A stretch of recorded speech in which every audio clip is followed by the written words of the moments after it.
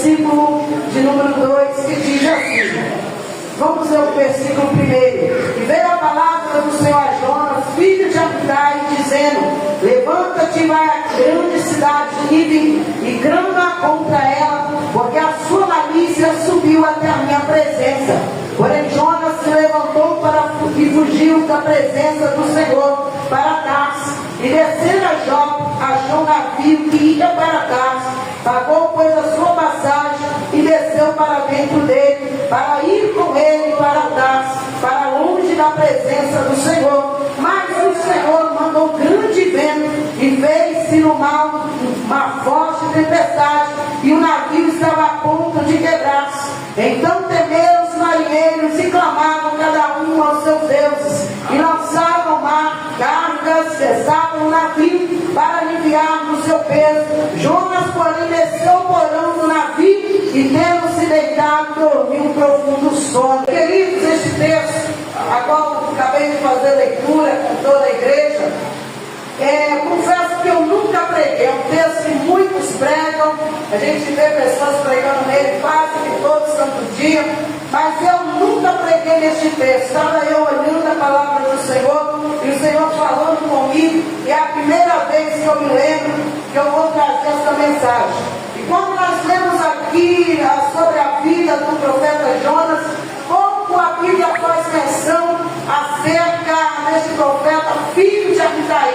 Nós conhecemos esse texto, essa mensagem, como um profeta fujão, aquele que fugiu daquilo a qual o Senhor estava mandando, a qual o Senhor estava ordenando a ele. Mas nós vamos ver que enquanto ele estava fugindo, ele estava dentro do navio, fugindo. A Bíblia diz que o Senhor mandou uma tempestade e o navio a qual ele estava a ponto de naufragar. E como este navio estava a ponto de naufragar, os marinheiros começaram a tirar a sorte. Nós vamos ver que a Bíblia diz que a sorte ela veio sobre Jonas, e eles vieram perguntar a Jonas o porquê, quem era ele, de onde ele veio, e ele começou a dizer quem era ele. Ele era um homem temente a Deus, e quando eles começaram a dizer, nós vamos ver que eles lançam Jonas fora do barco. Mas ao ler aqui este texto, nós podemos aprender lições aqui muito importantes para a nossa vida dentro deste texto. Ao ler este texto aqui logo no início, no versículo da qual nós lemos, a qual a Bíblia diz para nós que Jonas estava fugindo, nós vamos ver todos os dias que há homens, há mulheres que estão fugindo da presença do Senhor, há homens, há mulheres que estão em fuga daquilo a qual Deus tem para a vida dele. Nós podemos dizer em todas as áreas, não só ministerial. Todos os dias nós vamos encontrar homens fujões, mulheres fujonas daquilo a qual elas deveriam lutar, a qual elas deveriam ir em frente, a qual elas deveriam colocar fé em ação, mas estão correndo do problema familiar, correndo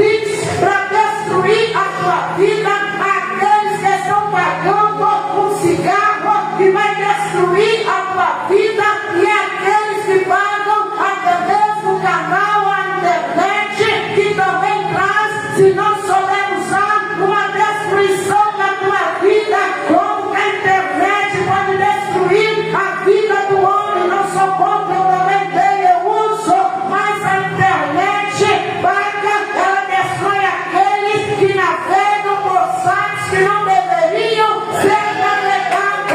Então nós temos que a homem destruído, pagando para se destruir.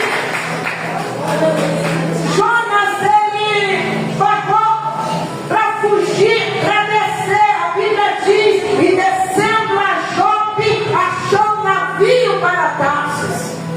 E pagou descendo a Jope, ou seja, há pessoas pagando para se afundar. Não há ninguém que está afundando ele está se afundando sozinho. Alguém que está todos os dias, enquanto tem alguém procurando subir degraus na tua vida, estudando, trabalhando, esforçando, buscando o que Deus tem para ele. Aquele que Deus todo dia está dizendo: meu filho, eu tenho esse caminho para você, meu filho, eu tenho esse degrau para você. Ele já está no meio da escada, mas ele está dizendo: mas eu quero que está embaixo. Ele está navegando, ele está altas horas em mensagem secreta, ele está afundando todos os dias e depois está dizendo: eu não sei porque a minha família não vai, eu não sei porque meu ministério não vai, eu não sei porque nada acontece na minha vida. É porque no secreto, ao invés de subir os degraus, ele está descendo os degraus, está pagando para se afundar. O pastor não sabe, a igreja não sabe, mas o segredo ele está descendo e Deus sabe.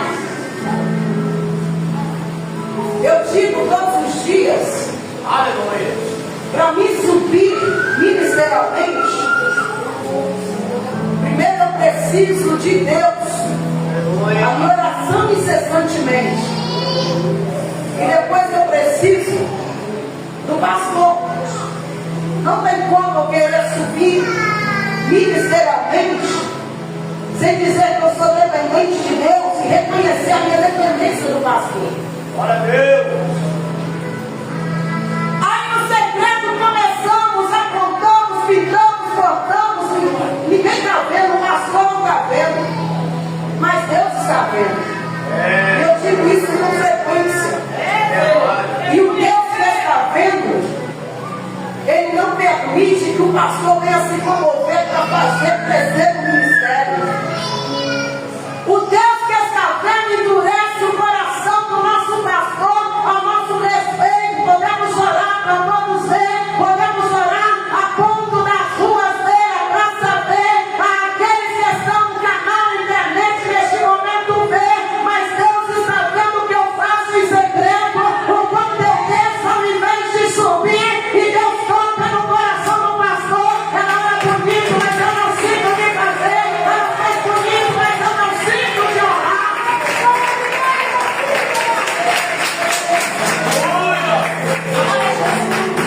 Será que estamos fazendo para subir? Jesus que tu falou. Ou estamos procurando descer os degraus?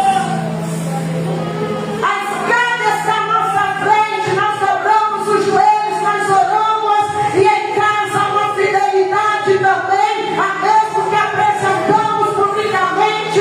Será que em casa nós apresentamos também? Ou estamos descendo, pagando para descer, ouvindo músicas que não devemos escutar, falando que não devemos falar, falando dos irmãos, falando do vizinho, falando do pastor, descendo dentro de casa e na igreja estamos tentando subir, nos apresentar, mas Deus não está permitindo subir por causa do nosso comportamento inseguro.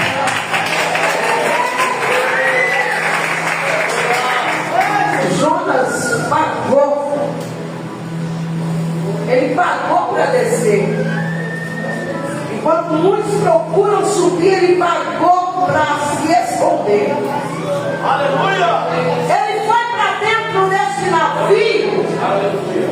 E como eu disse na introdução, o forte vento veio a ponto desse navio começar a balançar e querer afundar. Glória a Deus.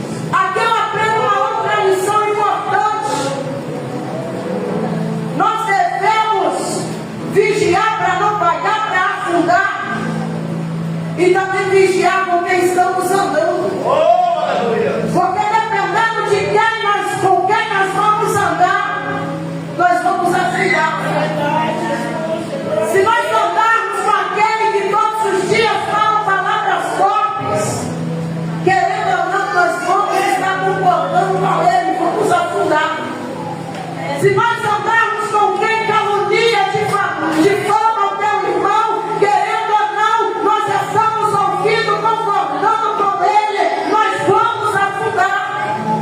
Se nós andarmos com quem não honra a vida dele ministerial, também nós vamos afundar, porque se ele não honra dele, ele não vai ser capaz de honrar a nossa. Se nós não vigiarmos quem nós colocamos dentro da nossa casa, a nossa família ela vai afundar. Irmão, eu disse, Senhor, eu tenho orado para Deus libertar meu esposo, eu tenho orado para Deus libertar os meus filhos, mas a casa ela vive cheia de pessoas, de marido, de má comportamento, é reuniões, é panelinha. Deus está vendo tudo, essa casa está naufragando, porque tem colocado pessoas mal intencionadas dentro dessa casa. Enquanto colocarmos pessoas mal intencionadas, a nossa casa ela vai viver uma casa que vai viver em ruínas, uma casa que vai viver afundando, uma casa que vai enfrentar miséria, uma casa que não vai prosperar em nada, porque está andando com pessoas mal intencionadas, há pessoas mal intencionadas comendo nessa casa, há pessoas mal intencionadas bebendo nessa casa, há pessoas mal intencionadas que não deixam o teu casamento fluir.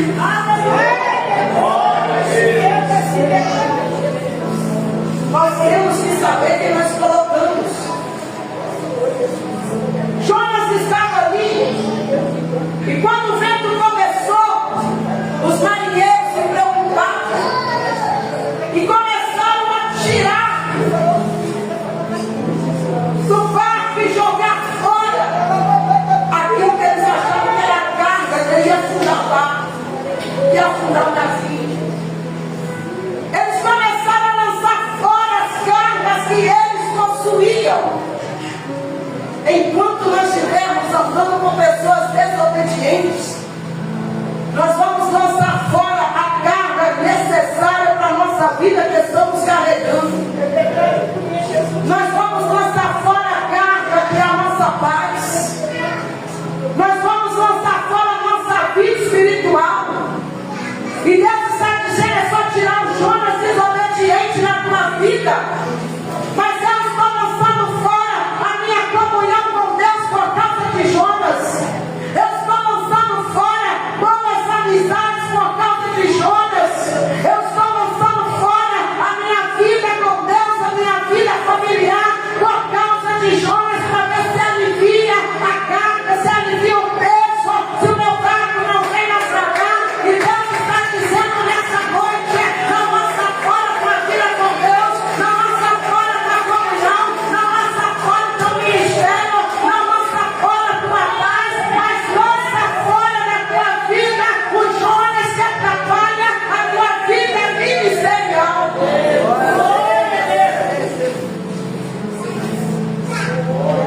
Eu passei por um vento na minha vida, isso já tem quase 7 anos.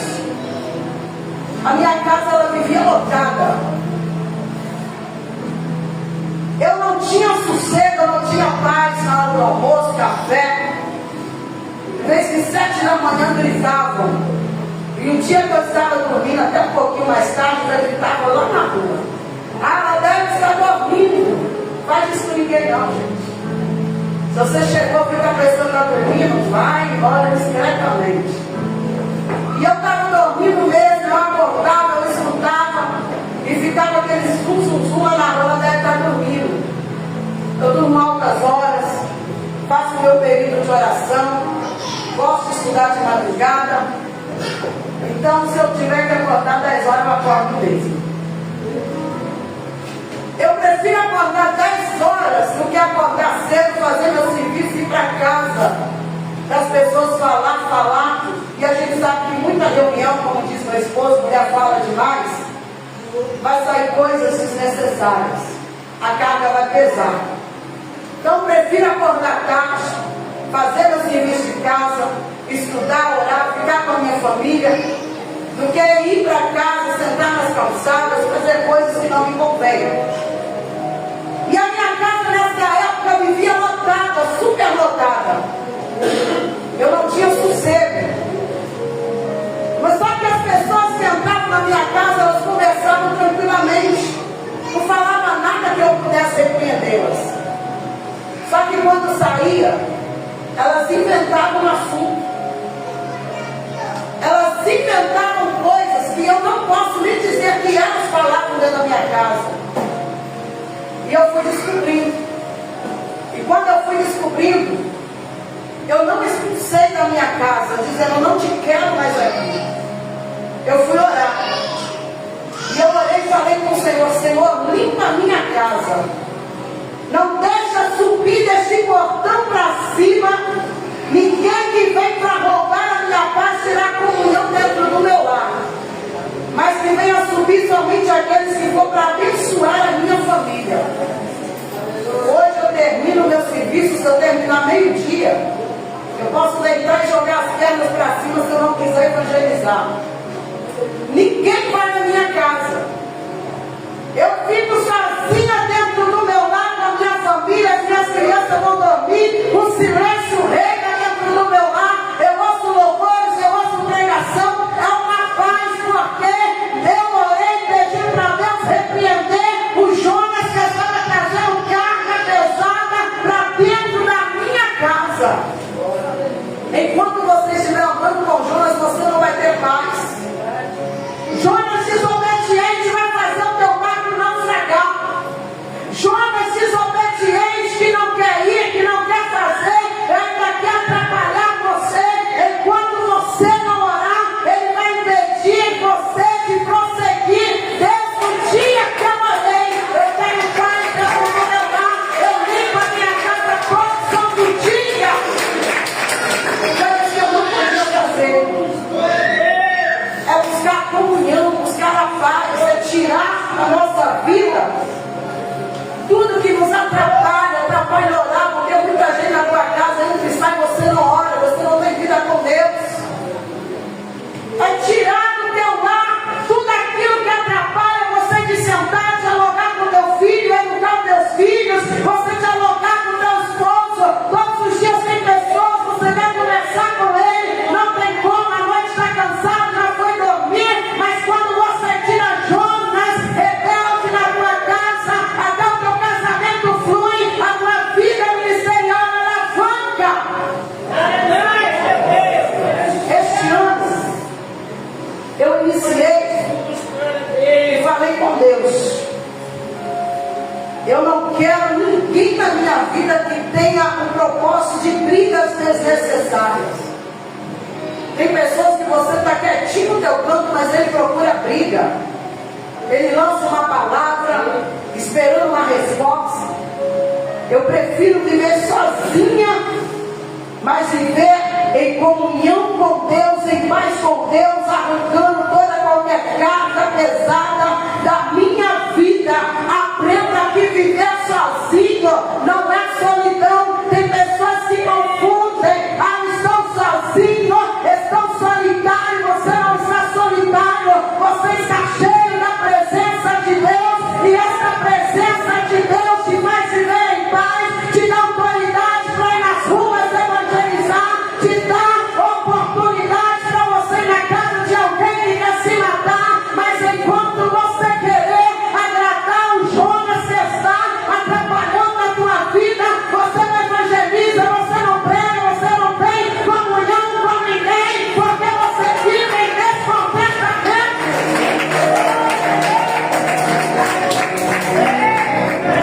Viver sozinho em casa não é solidão. Eu falo que eu tenho uma paz dentro do meu lar. Eu não sei o que é solidão dentro da minha casa atrás. Solidão é quando nós vivemos com alguém rebelde, que demonstra rebeldia todos os dias. Eu tenho paz na minha vida e eu gosto dessa paz todos os dias. Eu desespero quando eu vejo que a minha paz está querendo ser roubada, mas eu tenho paz dentro do meu lar. Enquanto eles não viram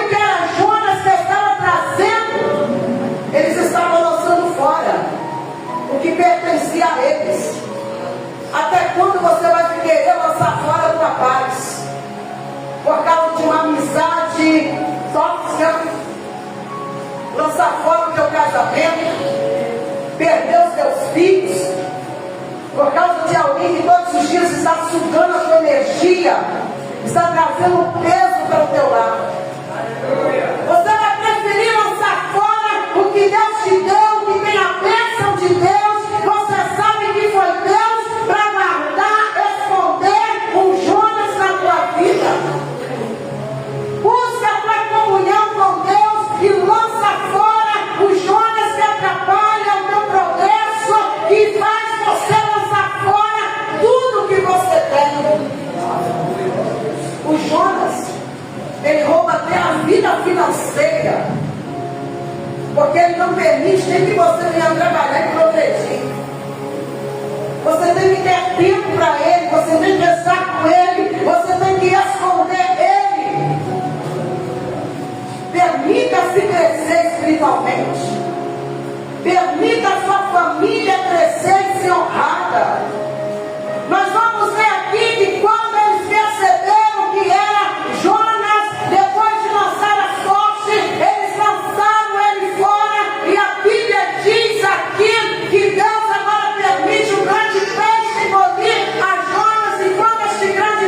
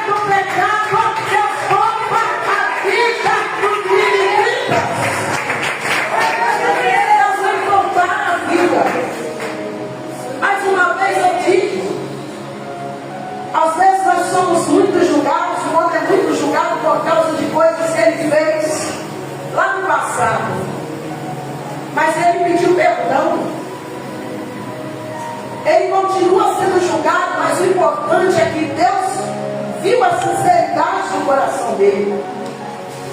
O homem não vê o coração, mas Deus conhece. Não importa a prática do pecado que você andou praticando lá atrás. Se você roubou, se você adulterou, o importante é o arrependimento do teu coração. É a sinceridade que você apresentou para Deus. O homem pode querer te apontar, te acusar, impedir você de subir quando você está lutando para subir. O homem está todos os dias puxando o teu tapete por causa do teu pecado do passado, o teu pecado confessado. Mas enquanto você está apresentando para Deus todos os dias um coração arrependido, posso estar eu querendo puxar o teu tapete, te fazer descer, mas Deus é Deus aquele que te faz subir, porque operando Deus não há ninguém que possa impedir quando Deus quer fazer na vida do homem. Então, se você se arrependeu, creia, toma posse das promessas de Deus sobre a tua vida. Deus colocou a vida em vidas. Mas Jonas, ele não queria isso.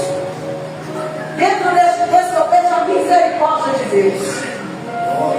Eu vejo, encontro aqui a misericórdia do Senhor sobre as nossas vidas. O homem, ele é falho em misericórdia. Há quem prega que falha na misericórdia. Há quem é da nossa família que é falho na misericórdia. Eles têm dificuldade de estender as mãos para aquele que errou. E se falhou com ele, então, aí é só misericórdia do Senhor mesmo. Ele é duro com o teu coração. Mas Deus é grande em misericórdia. E aqui nós aprendemos isso. Aquele povo arrependeu, aquele povo apresentou agora jejum ao Senhor. Aqui Deus viu aquilo e nós vamos ver que enquanto Jonas sentou-se para ver a destruição agora dos ninivitas, Deus ele poupa a vida deles. Jonas ele se revolta, Jonas ele fica irado, Jonas fica revoltado ao ver agora Deus poupando a vida daquele povo. E ele diz: não é isso que eu esperava. Nós esperamos quem peca desfalecer todos os dias. A revolta do coração de Jonas é a revolta do coração de muitos nos dias de hoje. Nós esperamos que aquela pessoa venha pagar o mal que nos fez. Nós esperamos que ele venha descer, que Deus venha nos honrar. Nós somos falhos da misericórdia. E se Deus faz alguma coisa na vida dele porque ele se arrependeu, nós revoltamos porque Deus, eu estou lutando, eu estou sendo sincero, estou fazendo, e está acontecendo na vida dele que me perseguiu. Nós falhamos. Ao invés de nos alegrarmos, nós entristecemos porque esperamos que Deus pesar a mão sobre a vida dele.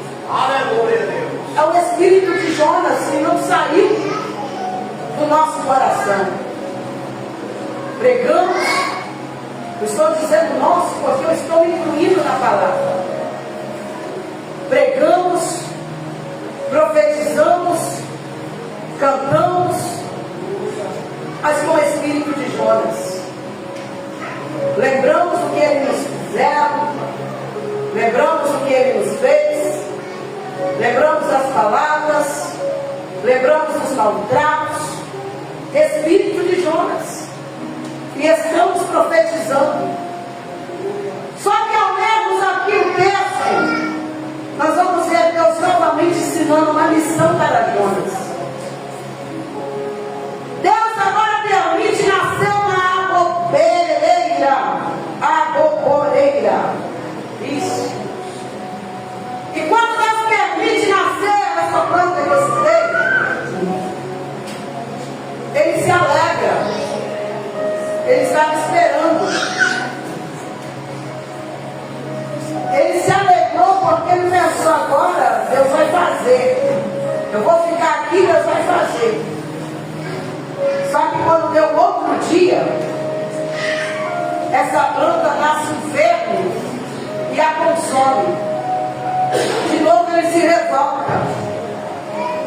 Aí Deus permite agora que venha uma brisa mansa e suave, mas o sol estava muito quente. Queimou agora a cabeça careca de Jonas. E ele fica revoltado. Aí Deus Pai diz para ele: o Senhor diz: tivesse tu compaixão da água borboleira, para tal que não trabalhaste, nem a fizeste crescer, que numa noite nasceu e numa noite pereceu. Não é eu de ter compaixão da grande cidade de Nínive, em que está no centro de 20 mil homens que não sabem discernir entre a sua mão direita e a esquerda, além de muitos animais. Deus vem dar agora um banho de realidade em Jonas, ensinando ele sobre a misericórdia. É mais fácil nós termos misericórdia de animais, é mais fácil nós termos misericórdia de qualquer outra coisa, mas não ter misericórdia da vida daquele que pecou. Deus, Ele ensinou para Jonas esta noite, e Deus está ensinando para nós. Assim como Jonas, há muito nos dias de hoje, eu já termino.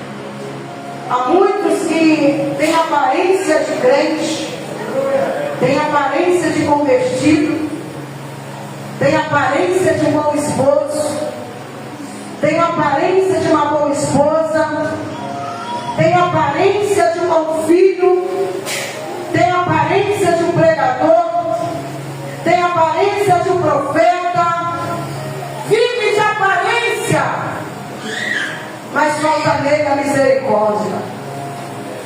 O Senhor nos trouxe aqui nessa noite para ensinar para nós a perdoar aqueles que precisam ser perdoados.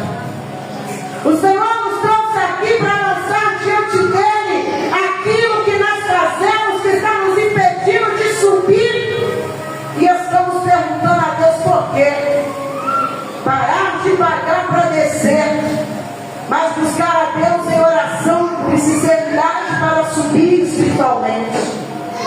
O Senhor nos trouxe aqui para levar arrependimento e fazer dos homens e mulheres cheios de compaixão e misericórdia, porque uma casa cheia de compaixão e misericórdia é uma casa cheia de amor, é uma casa onde a mulher luta pelo esposo, onde o esposo ele luta, ele se sacrifica pela esposa, onde alguém ele luta pela vida espiritual, pelo reino de Deus, pelas almas, porque ele é cheio de compaixão e misericórdia. Ele não tem o espírito de Jonas, mas ele possui o espírito de Deus sobre a tua vida, e o espírito de Deus, aleluia, é que nos leva a amar o nosso próximo em espírito, mas amamos a Deus em espírito e em verdade, porque não possuímos o espírito de Jonas.